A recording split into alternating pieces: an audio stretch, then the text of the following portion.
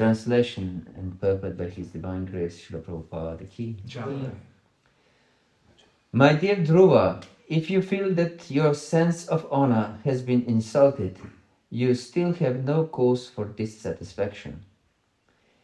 This kind of dissatisfaction is another feature of the illusory energy. Every living entity is controlled by his previous actions, and therefore there are different varieties of life for enjoying or suffering.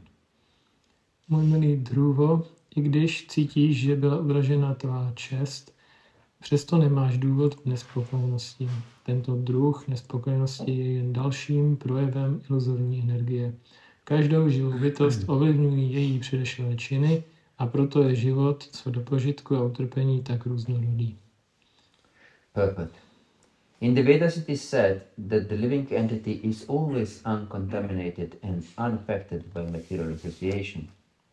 The living entity gets different types of material bodies because of his previous fruitive actions. If, however, one understands the philosophy that as a living spirit, soul, he has an affinity for neither suffering nor enjoyment, then he is considered to be a liberated person.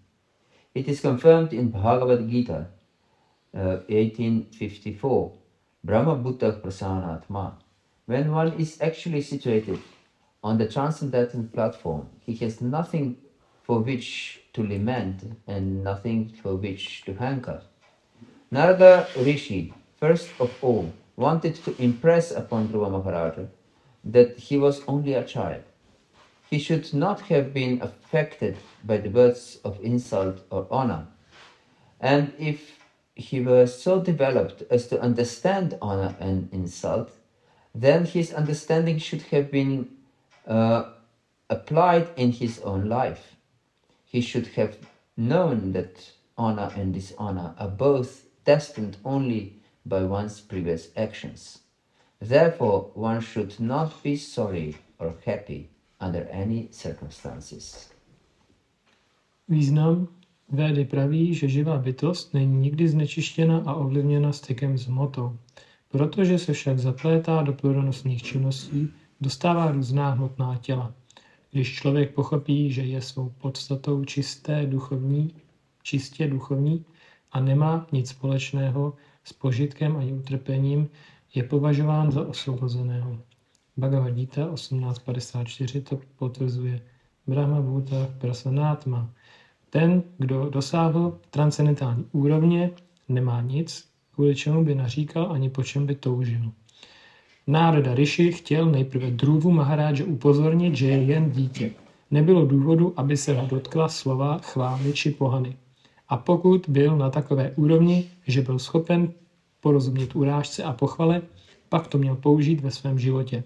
Měl vědět, že úcta i potupa jsou způsobeny jen karmou, minulými činnostmi. Člověk by tedy za žádných okolností neměl ničeho litovat, ani se z něčeho radovat.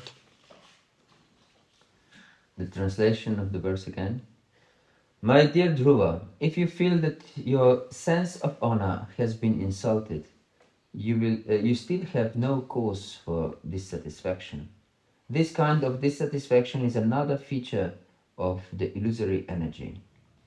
Every living entity is controlled by his previous actions, and therefore there are different varieties of life for enjoying or suffering. Můj milý Dhruvo, i když cítíš, že byla uražena tvá čest, přesto nemáš důvod k nespokojenosti.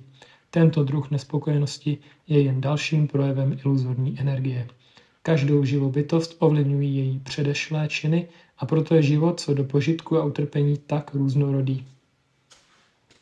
Hare Krishna. So, we continue our discussion on the story of Maharaj Dhruva. Pokračujeme v diskuzi o příběhu o Maharážovi Dhruvovi. He was advised by his stepmother, and her advice was also confirmed by his own mother, that in order to achieve success, he should worship the Supreme Lord. Dostal nejdříve radu od své nevlastní matky, kterou pak potvrdila i jeho vlastní matka, že aby dosáhl úspěchu, musí uctívat nejvyššího pána. Of course, the words of his stepmother were extremely harsh, and harshness is one of the qualities of demons, is explained in Bhágavata-gita. Samozřejmě ty poznámky jeho nevlastní matky byly velice hrubé a je řečeno, že ta hrubost to je příznak démonské mentality. Yes. And his mother, Suniti, that means the very name that tells us that she was very, very pious mother, advised him not to keep grudges, not to be hateful toward his stepmother. Jeho matka Suniti, jejíž jméno samo o sobě značí, že byla velice zbožná, tak radila druhovi, aby nebyl nenávistný vůči druhým, aby...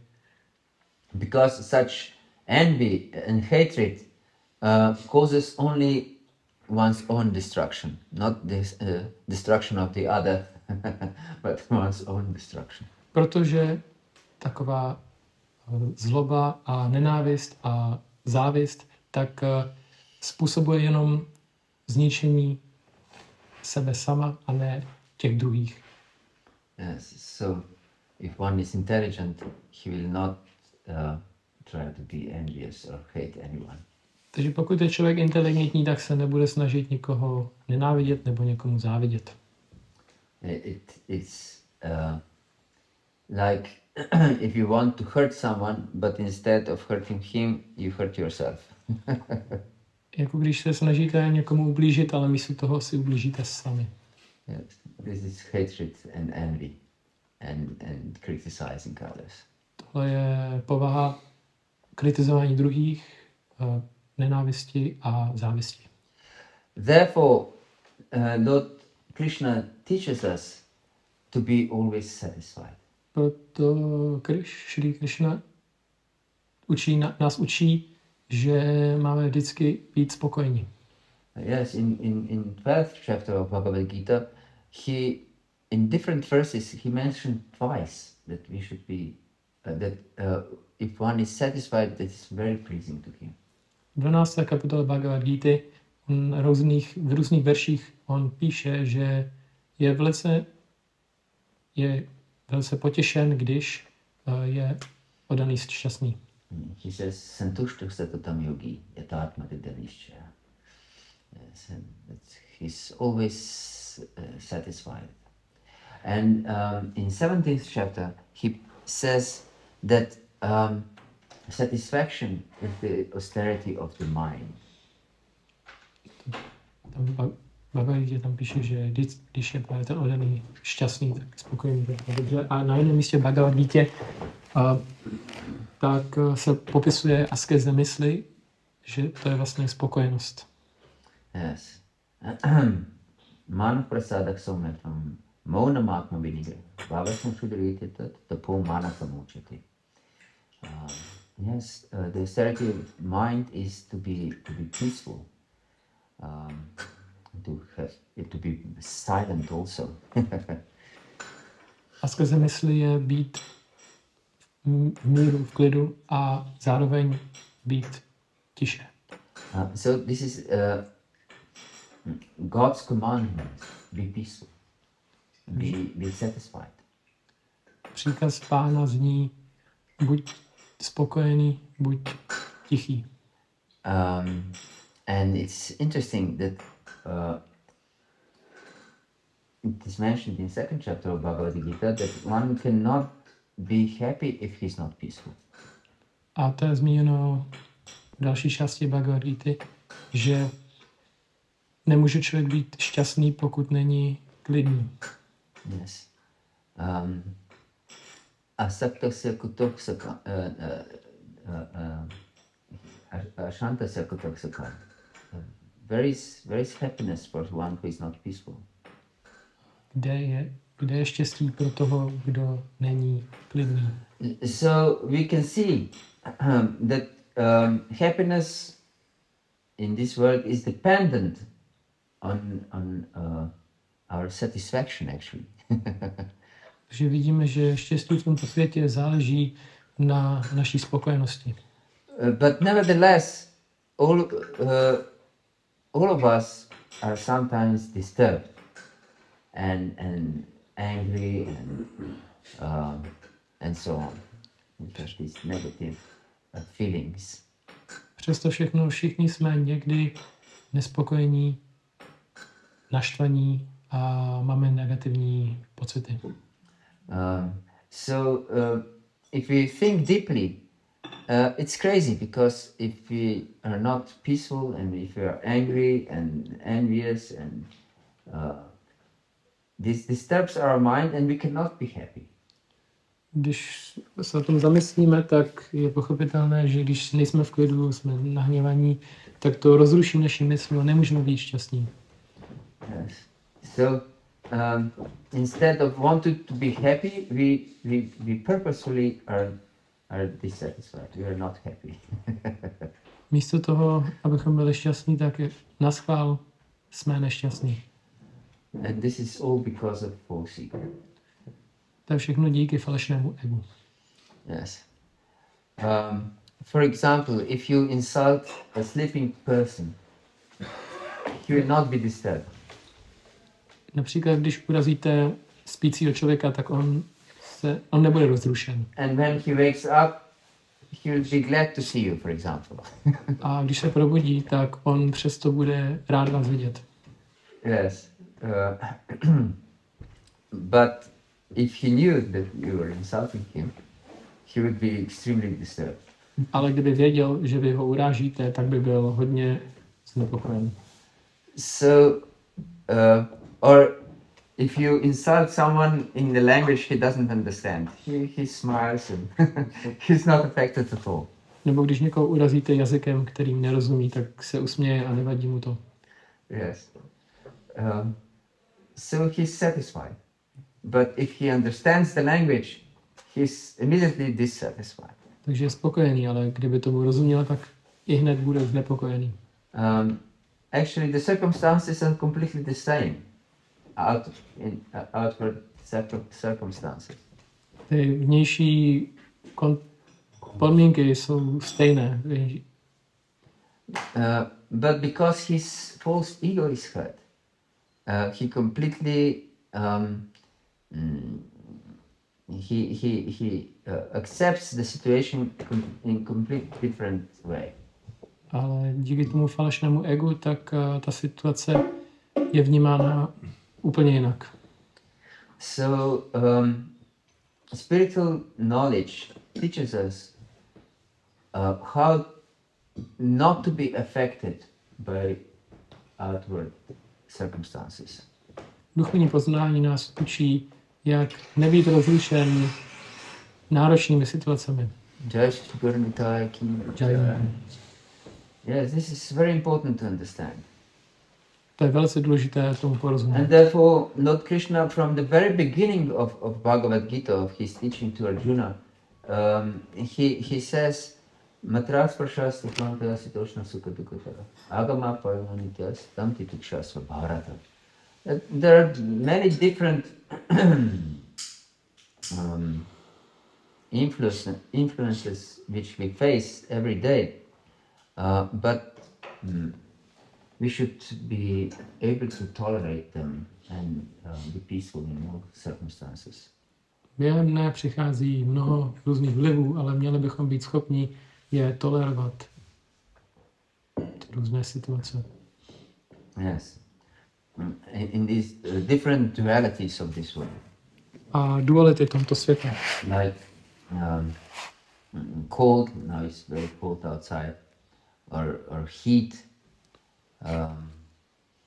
or honor or dishonor, or pain or pleasure, or health, disease. Jako například velkou zimu, jako je teď, nebo teplo, nebo poctu a pohanu, bolest a štěstí a neštěstí, nebo nemoc a zdraví. So we should go deep in our life and not be disturbed by such happenings outside. Měli bychom ve svém životě go more deep. Yes. Měli bychom jít hloubš. A not to be disturbed by neměli bychom outside být těmi vnějšími podmínkami happenings. znepokojení. My spiritual master explains one story he personally experienced. A můj duchovní mistr vysvětlil jeden příběh, který osobně zažil. Yes, once he was on the beach of a river, on the river bank, and he saw high in the sky a hawk. Byl na nějaký pláži u nějaké řeky a viděl na nebi orla. Yes, it was actually Ganges river. Byla to v skutečnosti Ganga. And this hawk was circling around. A ten orel, tak on kroužil kolem. And then he slowly starts to descend in these circles. A pak pomalu začal sestupovat v kruzích. And then he was really close to a river, I don't know, a few meters above the river. A když už byl pár metrů nad řekou, and then suddenly he plunges into the river, and there was a great skirmish underwater. Tak se potopil do té řeky a byla tam jako taková rozbroj mezi ní. And then hawk came out of the river with big fish in his talons. A pak ten orel vyletěl z té vody s velkou rybou ve svých drápech. And this fish was helplessly flapping, but he couldn't escape the grip of a hawk. Ta ryba bezmocně se tam veskala a proto She couldn't escape the grip of a nemohla utéct z jeho sevření. And this fish was swimming in these waters from the beginning of life. Ta ryba, ona v těch vodách plavala od začátku života. Yes. And this day she was swimming like any other day. Tenhle den tak ona plavala stejně jako jakýkoliv jiný den. And she didn't perceive anything strange in this day. A nepřišlo jí nic zvláštního na tomto dni. So the same is in our life. We live our life daily, all the same. Every day, more or less the same. Podobně je to s naším životem, každý den žijeme přibližně stejně. And we are used to our daily routine. A jsme zvyklí na naší denní rutinu. And we are not so concerned about these happenings usually. A tolik nás nezajímá tohle štěstí.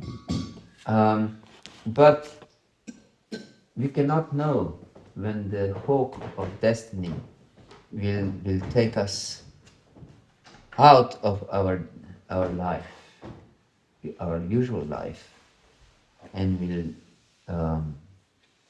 just suffer. Ale nevíme, kdy ten orel osudu nás vytáhne z toho denního života. Yes, life can be cruel. A z toho života utrpení. A protože tento život může být velice krutý. I know personally two devotees who just dropped dead. Znám osobně 2 oddaní, kteří teď nedávno umřeli. Yes, suddenly they were in their 40s. Z nenadání byli ve svých 40kách. And both had families, with children and wife. Oba měli rodiny, děti, manželky. So suddenly, and they were both quite okay. Nothing that they were diseased or they have some illness or anything like this. Bylo to velmi náhle, neměli žádnou nemoc. One was walking with his little daughter. Jeden z nich tak on se procházel se svojí malou dcerou. And just dropped dead. Suddenly. Jenom náhle zemřel. And the other one, he was playing ping pong with his friends. Ten druhý hrál ping-pong se svými kamarády. And also just dropped dead. A jenom zemřel. So, of course, we can just imagine the shock for the wife and children. Můžeme si představit, jaký to byl šok pro tu manželku a ty děti. And this was also shock for this fish that hook took her out of the river. Pro mě, pro tuhle rybu, to byl taky šok, že ji vytáhl ten orel z té vody. But if this fish would swim deeper in the river, the hook couldn't reach her. Ale kdyby tahle ryba plavala hloubš v té vodě, tak by ten orel na ní nedosáhl. So it's very important message for everyone. Takže je to velice důležité poslání pro všechny. That we should go deep in our life. Že bychom měli jít hloubš ve svém životě. Don't stay on the surface. Nezůstávejte na tom povrchu. Not even if you are devotees, you all are devotees, but many times there is not so much eagerness to go deep in our spiritual life. I když jste oddaní, vy všichni jste oddaní, tak může někdy chybět nějaké to nadšení jít jako hloubš v našem duchovním životě. And we tend to think that our chanting and reading and other devotional activities will protect us from tribulation of this world. A často si myslíme, že naše čtení, naslouchání a šaster tak nám pomůže se zbavit utrpení tohoto světa. But the nature of this world is miserable. Krishna himself says twice in Bhágavata-gita. Ale tento hmotný svět je tady hodně utrpení, říká 2krát v Bhagavad-gitě. In 8th chapter he says it's dukkhalayam shashvatam. V 8. kapitole říká, že to je dukkhalayam shashvatam. And dukkhalayam means full of misery. A to znamená plné nevěrnosti. And shashvatam means that it's temporary. It's not permanent. A shashvatam znamená, že je to dočasné. And in 9th chapter, just one chapter later, he says it's anityam asukam. Anityam means it's not permanent, it's not eternal. A v jednu kapitolu dál říká, že není to trvalé. And it's asukam, not happy. A nešťastný. So even if we are devotees, we'll face difficulties in our life. I když jsme oddaní, budeme procházet těžkostmi v našem životě. And we can see even in the example of our great acharyas they all underwent different difficulties in their lives. Vidíme také na životech našich velkých ačárů, že procházeli velkými těžkostmi ve svých životech. So we should be prepared. Měli bychom být připraveni. That it can strike us any moment. Že neštěstí může přijít jakýkoliv okamžik. But we should swim deep in Krishna consciousness, not on the surface. A proto bychom měli plavat hloubš ve vědomí Krišny. Otherwise we'll just be killed by the hook of destiny. Jinak budeme zabiti orlem osudu. Yes. So it's very important. And here in this verse, Narada Muni clearly explains to Dhruva. He doesn't consider, yes, Dhruva is a small boy, so I should be more considerate and just make him happy. Tady Narada Muni, on jako si neříká jenom, že to je malý kluk, tak bych měl to vzít potaz a nějak ho obveselit. Yes. He says that this kind of dissatisfaction is another feature of illusory energy. On tady říká, že tenhle druh potěšení je jenom dalším druhem iluzorní energie. Don't how to say don't be affected by illusory energy. Nebuďte ovlivněni iluzorní energií. Yes, he says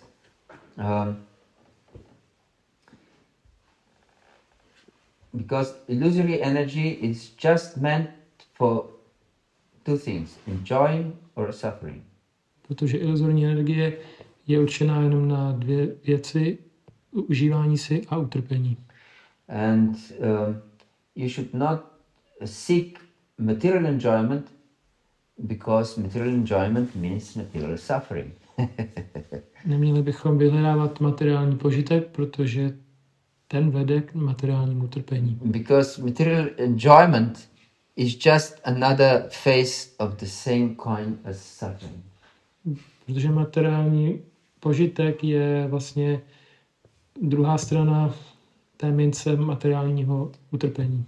The very moment we grab for enjoyment in this world, at the same time we grab also suffering. Ve stejnou chvíli, kdy se dotkneme materiálního požitku, tak se dotýkáme zároveň materiálního utrpení. Yes. Yehi sansvarshata bhoga dukkha yonaya ivati adyantavanta kante natishramati. And those who are intelligent, they don't seek pleasure in this world.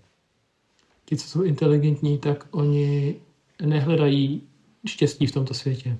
Yes, because the very pleasures give birth to suffering. Protože tyhle požitky, tak z nich se rodí utrpení. Yes.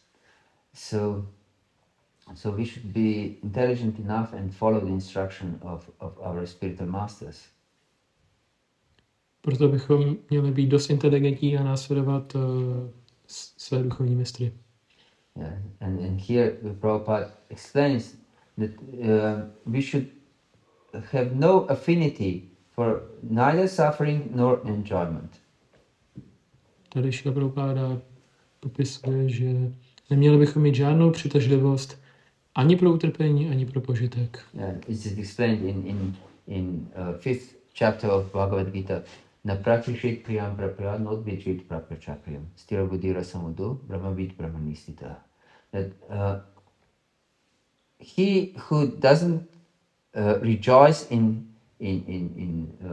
happy circumstances and he's not lamenting in adversaries, he can be situated in spiritual consciousness. V 5. kapitole Bhagavad Gita se píše, že ten, kdo se neraduje když něco získá dobrého a zase nestrádá, když něco špatného se děje, tak ten může získat jako neochvějné vědomí. Yes, but we have these material bodies who and senses and mind and intelligence and false ego who force us. These elements force us to material enjoyment, and in these conceptions of honor, dishonor, satisfaction, dissatisfaction. Proto my máme ty hmotné prvky tohoto světa, to falešné ego, inteligenci, mysl a smysly, a ty nás nutí právě si užívat nebo trpět. Yes, they force us to perceive these dualities of this world and be affected by them. A nutí nás vnímat ty duality tohoto světa a být jimi ovlivněni. So, what is the solution? A co je řešení? What do you think? Co myslíte?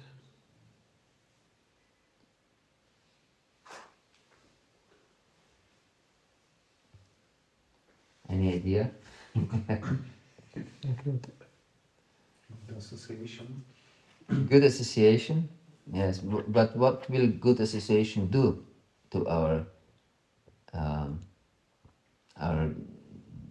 state of existence? Dobrá společnost může pomoct, ale co to udělá? That we are going deeper.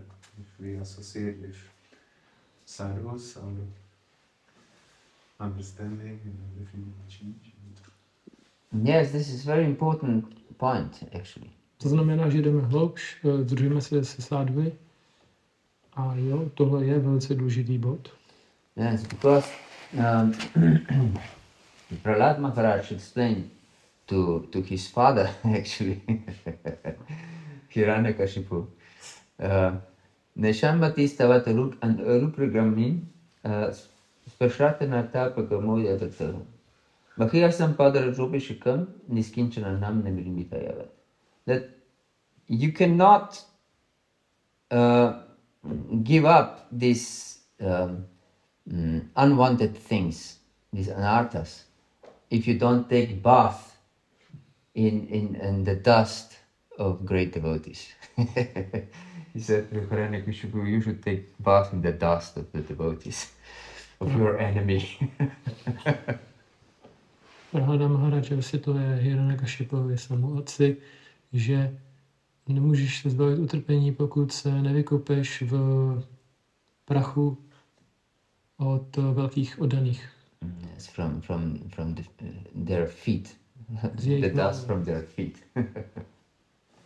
Prachu z jejich nohou. Yes. So yes, this is important. First of all, what we'll get in this association is that we'll understand that we're helpless. První, co získáme z takové společnosti, je, že pochopíme, že jsme bezmocní. Because as long as we have material consciousness, we think, I'm the doer. I'll succeed in this life. Protože do té doby, co si udržíme materiální vědomí, tak si myslíme, já jsem konatel, já uspěju v tomto životě. But this is illusion. Ale tohle je iluze. No one has ever succeeded by his own power. Nikdy nikdo neuspěl svým vlastním přičiněním. No one even learned how to walk on his own, actually. Nikdo se ani sám nenaučil chodit. Yes, or to speak. Nebo mluvit. Or to eat properly. Nebo správně jíst. Yes. So yes, and So in proper association, we understand I am completely helpless. A ve správné společnosti my chápeme, že já jsem zcela bezmocný. And then only we can take shelter of the Lord and his devotees. Jedině pak můžeme vzít útočiště u Boha a jeho oddaných. Yes. Krishna explains, Devi Hiesha Gunai Mama Maya Durate Mam Eva Hi Prapadanti Maya Metantaranti. We cannot go beyond Maya on our own strength. Nemůžeme překonat máju naší vlastní silou. Yes, we should surrender. Měli bychom se odevzdat. And this surrender is not one-time job. A toto odevzdání tak to není jako jenom jednou, že to uděláme jednou. But we should surrender all the time. Ale měli bychom se vždy odevzdávat. Yes. The symptoms of surrender that you anakulyasa sankalpaha pratikulyasa varjana.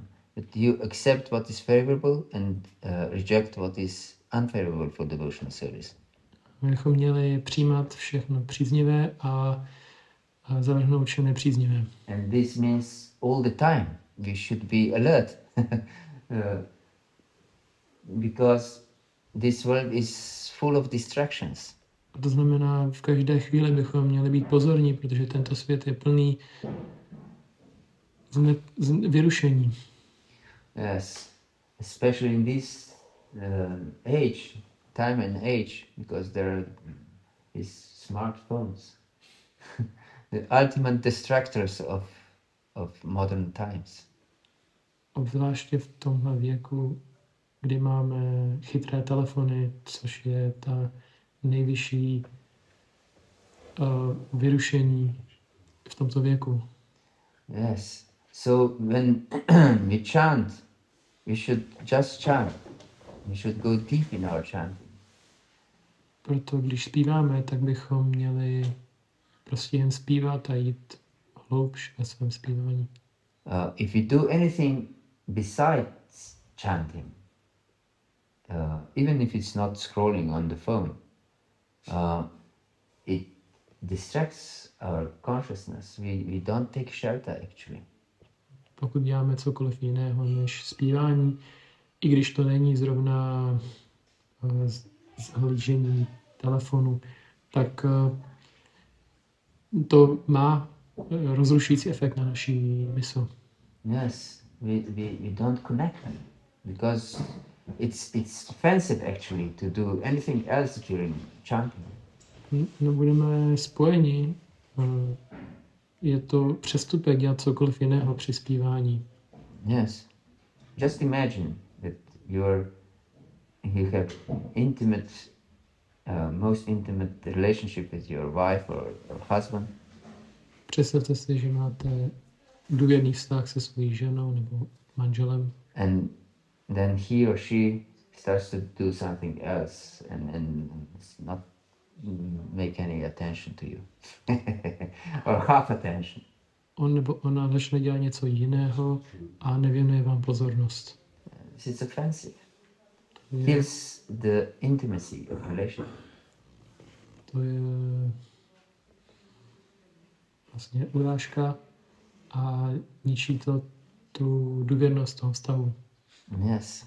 So when we chant, when we read, when we hear, we should be absorbed. Když zpíváme, když nasloucháme, měli bychom být absorbováni, ponořeni do toho. Yes. Otherwise we'll miss the point and will not achieve our goal actually. Jinak vlastně si nevšimneme toho cíle a ztratíme ten cíl. Yes.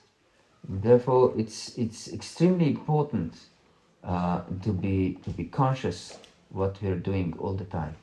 Proto je velice důležité být si vědom, co děláme v každou chvíli. Therefore, Prabhupada named this movement Krishna Consciousness Movement. Proto Šrila Prabhupáda tohle hnutí nazval vědomím Krišny. Hare Krishna. Hare Krishna. Have any question, comment, Jaké otázky nebo komentáře? doubt?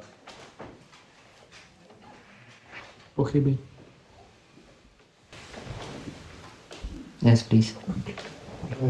Přemýšlím, co tu zmínil, že když se nezničit sebe, tak závist, kritika a tyhle věci vůči ostatním, tak ničí nás. Ale někdy můžeme vidět, že to vypadá přesně obráceně.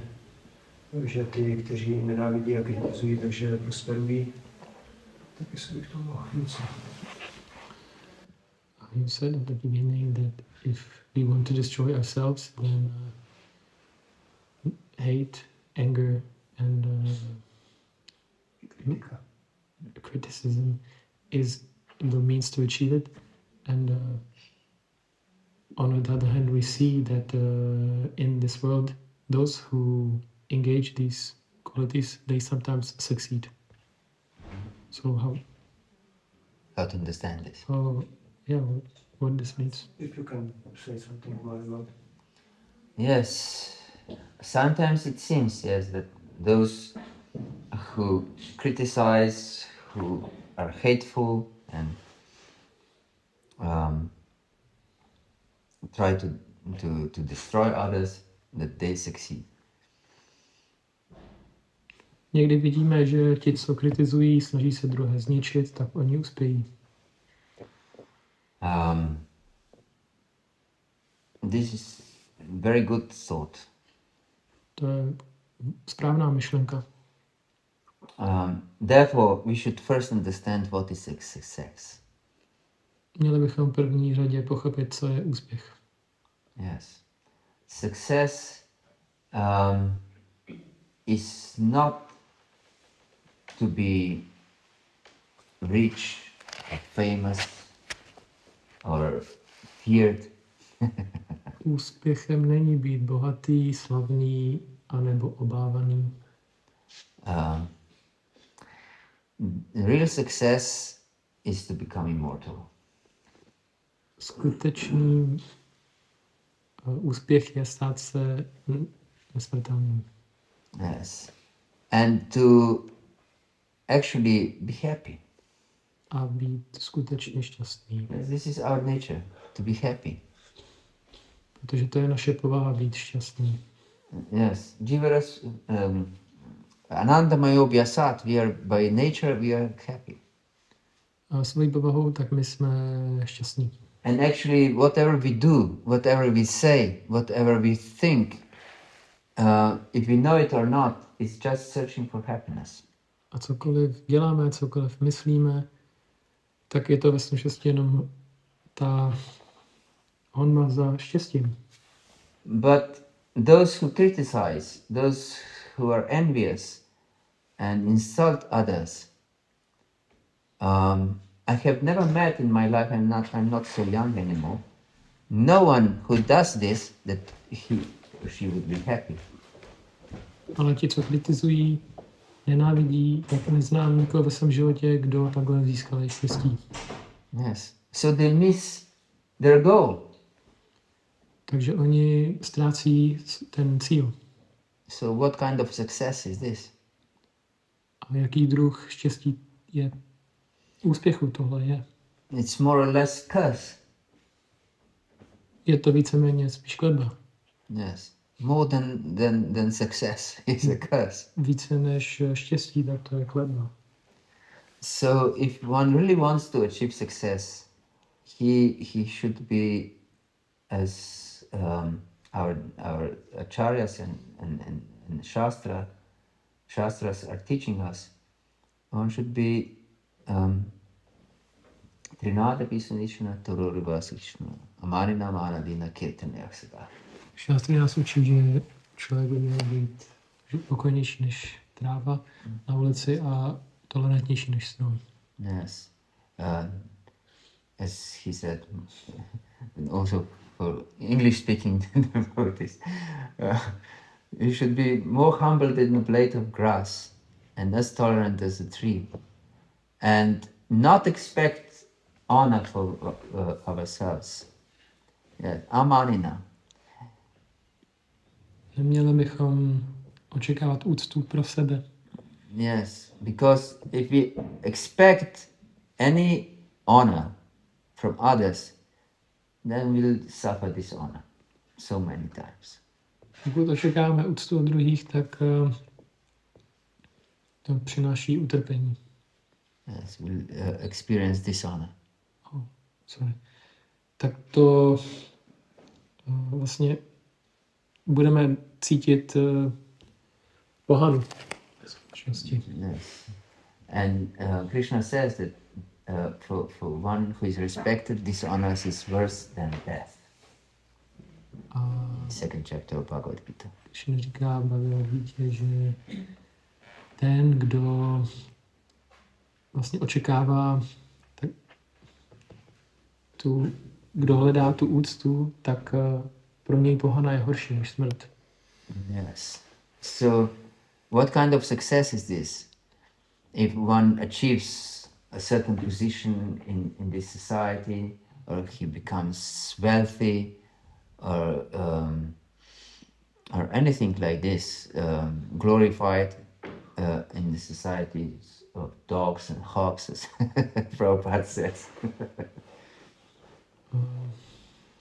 Proto jaký má smysl takové jako podsta ve společnosti, v té materiální společnosti jako svedených a zvířat a prasat a psů. Yes.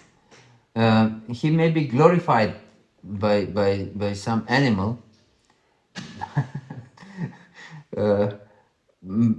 but we see that he missed his own goal actually. Možná vidíme, že může dosáhnout toho, že nějakým zvířetem bude opěvován, ale ve skutečnosti přišel o ten svůj cíl. But even if he achieved these different successes, we can say, they will be all taken away. A i když dosáhne těch různých úspěchů, tak on o všechny zase přijde. Yes. So these successes, material successes, are just useless. Takže tyhle materiální úspěchy jsou k ničemu. Yes. And it's explained in the second canto of Srimad Bhagavatam, are like big burden in the drowning man, like big crown, heavy crown on the head. When you're drowning, this crown on your head will just make you sink faster. A je vysvětleno, že tyhle úspěchy jsou jako těžká koruna na hlavě tonoucího člověka. Yes. And when you're drowning, you just sink faster. A pokud se topíte, tak to jenom urychlí ten konec. Yes. Hare Krishna, is this okay? Hare Krishna. Anything else? Yes, please. Když bavili jsme se o žapě, tak já bych se chtěl zeptat, že mám problém vlastně, že když stanu brzo ráno, teďka je ideální ta příležitost k něčem tohle, tak najednou začnu usínat a jak se toho zbavit a proč se to děje. Vlastně. To bylo japa. And I personal experience that when I wake up in the morning and it's the good time for japa, I start to fall asleep. So how to get rid of this? Yes. Actually, this falling asleep is quite natural.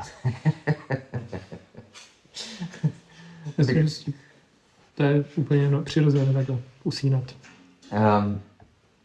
Because by chanting we create frequency which is very close to either sleep.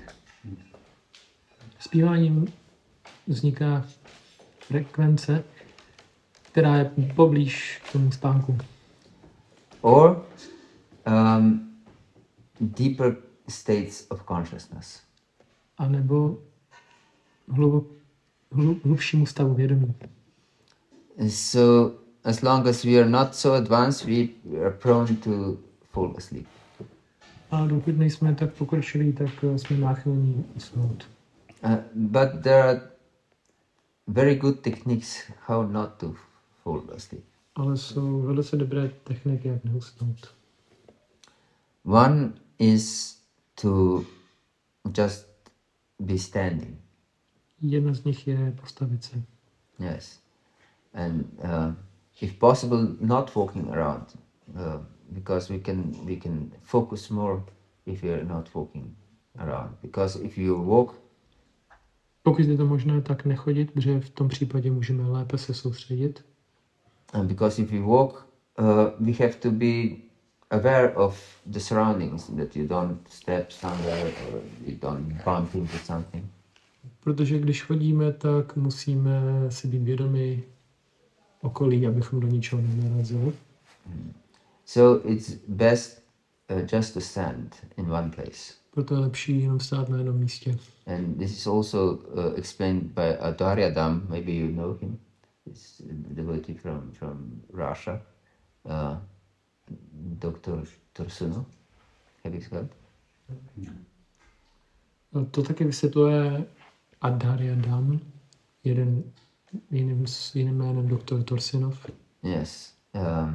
He's quite famous otherwise, and he has very good health advices and well-being advices. On je jinak docela slavný a má dobré rady k zdraví. He says that we should perform two kinds of austerities. A říká, že bychom měli vykonávat dva druhy askeze. Because we know, even from Shastra, that austerity leads to happy life, because it's part of sattva.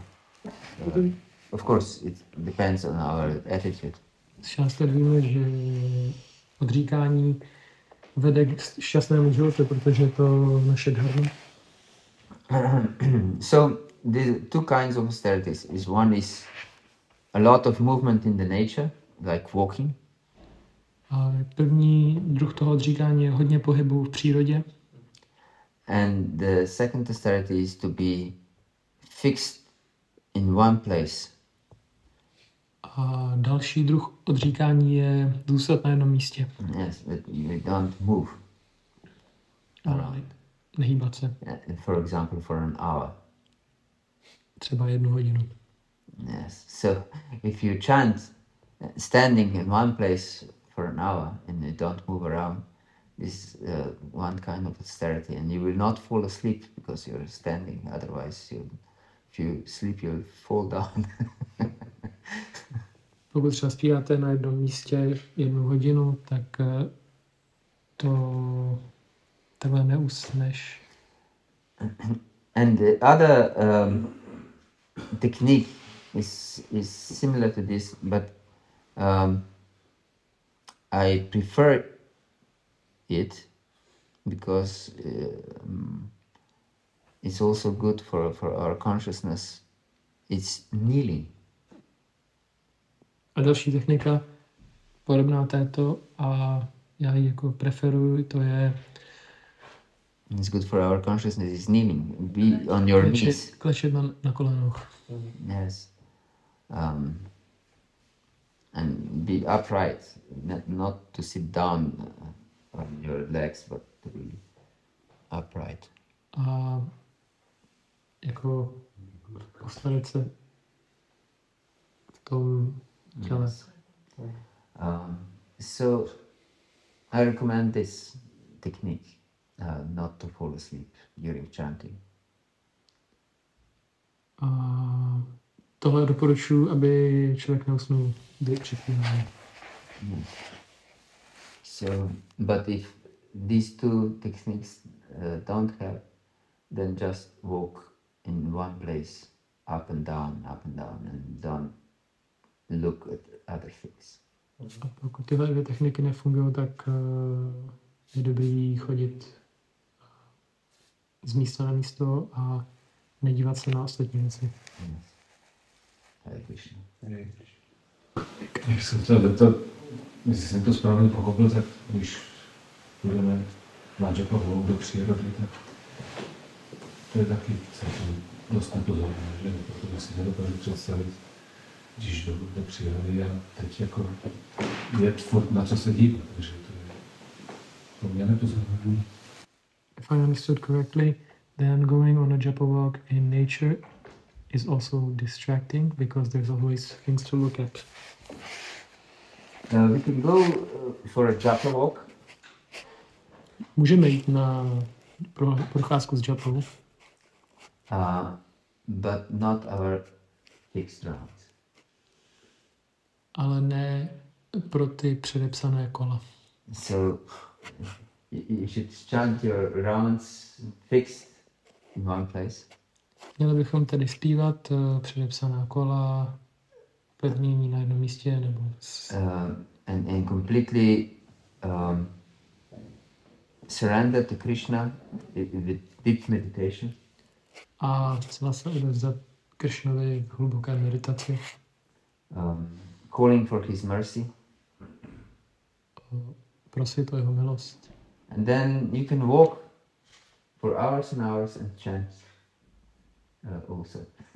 A pak můžeš chodit hodiny a hodiny a taky zpívat. Yes. Because if we walk and chant our regular rounds, then we cannot go as deep. This is a fact. Protože když chodíme a u toho zpíváme předepsaná kola, tak nemůžeme jít tak moc do hloubky. Yes. Because we'll be disturbed by so many impressions.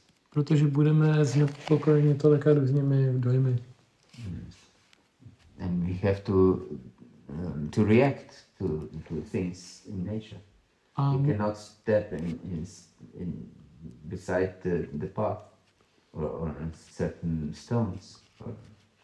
Musíme reagovat na různé situace v té přírodě, nemůžeme vyjít z cesty nebo stopnout na kámen. And then there is a shriek of a bird and we immediately see what's happening. Nebo ten pták tam něco zaspívá a pak vlastně my jsme z toho vyrušeni. Yes. So this is my recommendation. Hare Krishna. Shri Prabhupada ki jai, Grantharaj Srimad Bhagavatam ki jai, Gaur Bhakta Vrinda ki jai, Nitai Gaur Premanande.